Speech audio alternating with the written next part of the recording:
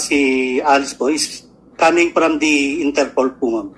So yun po yung naging information po natin coming from the Interpol po na nakuha po natin. I'm shocked. And PNP widow po ako, alam nyo naman. So may expectation ako sa National Police natin. Well, thank you, General, but you know, PNP has to come back with more than that sa committee ito. Kami, ginagawa namin yung aming trabaho in terms of investigation, in aid of legislation, but patapos na rin po kami. Before I recognize Senator Joel, balik lang, General Villanueva, you mentioned a former chief PNP. Mula sa intel nyo, anong klaseng tulong, aid o assistance ang pinrovide nung taong ito? I don't know the exact ma'am kung anong pinrovide na support. But yun lang naman na nabanggit sa amin, sir, but hindi pa na-confirm yan, ma'am, kung talagang nagbigay or binigyan or tinanggap or may witnesses. Yun lang po ang naririnig namin, sir, within the intelligence community. But I'm out of the loop po kasi lately. Hindi ko din ma-confirm yan, ma'am. I understand, General, pero just to be clear, no, bahagi ng usap-usapan sa Intel community na a former chief PNP ay on the take kay Guo Huaping. Tama po? Yes, ma'am, yan. Pero hindi ko din ma-ascertain yan, ma'am, kung kanino galing yung report, ma'am. It's just parang rumors lang within the intelligence community. I think they are validating it right now.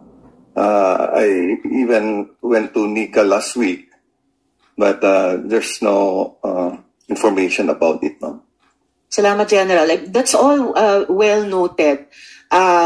Pero dun sa usap-usapan na vine-verify pa ng buong Intel community, kasama din ba sa usap-usapan na itong alleged former chief PNP ay tinulungan ng kahit sino sa mga kasalukuyang government officials natin sa usapin ng pagtakas ni Guo Huaping?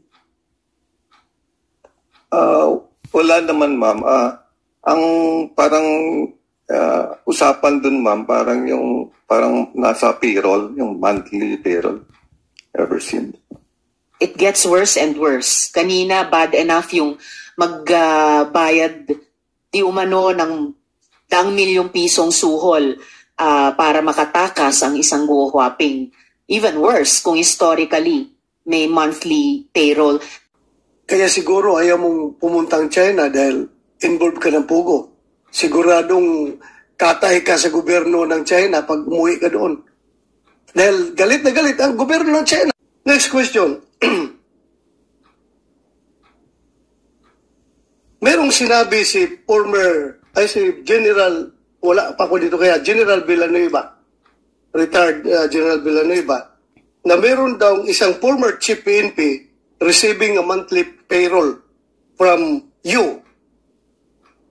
Pwede bang malaman kung sino itong former chief PNP? I'm concerned because I am a former chief PNP. Baka mamaya, mayroong lalabas na script dyan na si Bato ay tumatanggap ng pera galing sa'yo. Wala pong ganun pong nangyayari. Sigurado ka? Sigurado po ako. Wala Kilala mo ba ako? Nakita ko po kayo in person nung andito na po sa Senate po. Before that, nag-meet ba tayo in person? Never po. Sigurado ka? Sigurado Kahit po. selfie. May selfie ka sa akin? Selfie, I think wala po. Kahit nag-cruise mo lang tayo sa isang mall, nakita mo ako. Hindi mo ako nakita sa isang Hindi mall? po. Sigurado ka? Sigurado po ako. Ay siniguro ko lang dahil baka mamaya may lalabas na script dyan na ako yung former chief PNP na tumatanggap sa iyo ng pera. Klaruhin ko lang ito. So, General Gonzales, pwede malaman from you kung sino yung former chief PNP na sinasabi nyo na tumatanggap ng monthly payroll from Alice Guo? Your Honor, I don't have any confirmation, but I'm sure you're not the one. I think so. Thank you. Thank you if I'm not the one.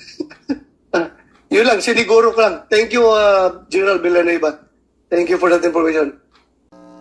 Well, unang-una, kailangan po talagang imbisigan ng PNP yan, no? Dahil very serious allegation po yan. However, kailangan po nitong kung sino nagsabi niyan, I think si General Villanueva, kailangan po magpakita ng pruweba yan o proof. Hindi po yung nahagip lang niya sa isang conversation or baka narinig lang niya. Napaka-irresponsible pong statement yan kung yan ay wala siyang pruweba, no? Dahil remember, napakarami na po yung mga naging chief PNP para idamay mo. Siguro nasa pang 26 na po yung si General Marbil ngayon. Kung sabihin po natin less than siya, nasa 25 po para idamay mo lahat yung 25 na yon, no? At hindi po maganda yon para sa PNP actually, kasi pag in-involve mo yung PNP, nai-involve po yung buong kapulisan dyan, the whole PNP organization. And not only that, pati po yung pamilya ng mga inaakusahan na ito sa Senate hearing. Kayo po ba mismo nakakarinig na kayo ng mga ganitong klaseng impormasyon? Wala po. Wala po akong naririnig. During your time, noon pong panahon na kayo po ay PNP chief noong 2018 to 2019, yun po bang, nagkaroon po ba kayo ng chance na ma-meet itong si Mayor Alice Go? Wala po. Hindi po. Remember, si Alice Go, I think naging mayor po yan noong 2022 lang. Third 2019 po. Hindi ko po na-encounter o na-meet si Miss Alice Go. Doon po kanina sa sinasabi ninyo, no, General, na irresponsible statement na kailangan maglabas siya ng pruweba dito sa sinasabi niya. Ang sinasabi din naman ng ilang senador, ayaw muna nila masyadong pagtuunan nito ng pansin, lalo pa kung wala pa talagang solid evidence. Pero sa ngayon, that this is under investigation, paano po ito nakaka-apekto din sa inyo? Well, unang-una, nailabas na po sa publiko yan, alam naman po natin na napakalakas ng social media ngayon, na meron ka lang masabing isa na apektuhan po lahat talaga. At alam naman po natin, lalo na tayong mga Pilipino, napakahilig natin sa social media. Kalanan kung sino itong kanya tinutukoy na former chief PNP. Ano pong inyong hinihingi sa kanya? Well, Ted, the least, he should apologize in public also. No? Yun po siguro. Kailangan niya mag-apologize dito dahil marami po siyang nasaktan at naapektuhan na pamilya dito. Okay.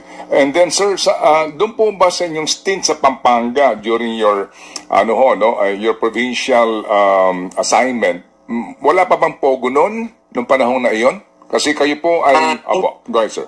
Hindi ko po alam yan, Ted. I think ang PAGCOR po ang kailangan natin tanungin. Baka sabihin ko pong walang pogo noon, meron palang in-approve yung PAGCOR, no? Remember, PAGCOR po ang nagre-regulate at nagbibigay ng license sa mga pogo.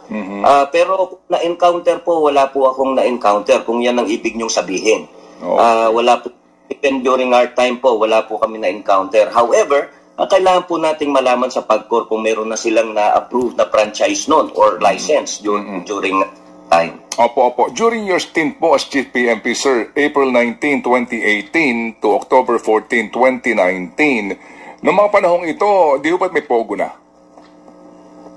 Hindi po natin alam. Sabi ko nga, kailangan po nating malaman sa ano yan. Hindi ko po masabi yan, Ted. Kailangan po nating malaman sa PAGCOR. Kung sabihin po ng PAGCOR na meron, then we will accept it. Pero wala po kami na-encounter na pogo, Ted.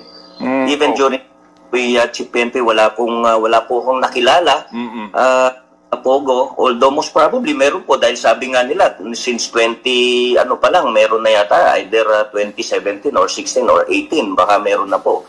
Hindi po ako privy doon kung meron nang binigyan ng mga franchise or licenses yung PAGCOR natin. Sige po, salamat po na marami.